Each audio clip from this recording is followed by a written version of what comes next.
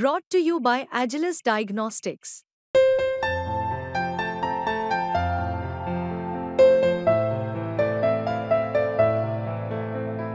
Agilus Diagnostics. जरांगेच्या मागणीवरती भूमिका घेत नाहीत ते सगळे पार्टी मी असं म्हणेन डायरेक्टली इनडायरेक्टली खतपाणी घालतात। हे निवडणुकीसाठी चाललेलं हे मी जसं माझ्या भाषणामध्ये म्हणालो की शरद पवार हे मराठ्यांचे नेते दिसतात आहेत।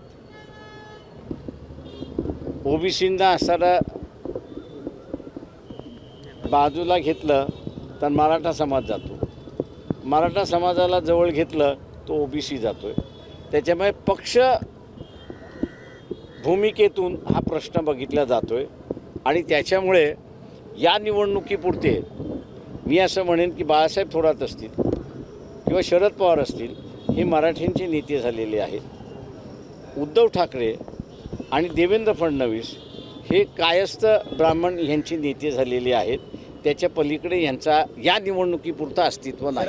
थँक्यू। शरद पवारांनी आता जरांगे पाटील, छगन भुजबळ आणि लक्ष्मण हाके यांना एकत्र बसवा आणि आरक्षण ओबीसी आणि मराठ्याचा वाद संपवा असं एक आव्हान केलेलं आहे। त्याच्याबद्दल माझं म्हणणं आहे हे पळवाटा आहेत। तुम्ही राजकीय पक्ष आहात, मुख्यमंत्रीपद भोगलेलं आहे, डेअरिंग पाहिजे, समाजाच्या हिताचं काही आहे त्याचा निर्णय घेण्याचा। थँक्यू।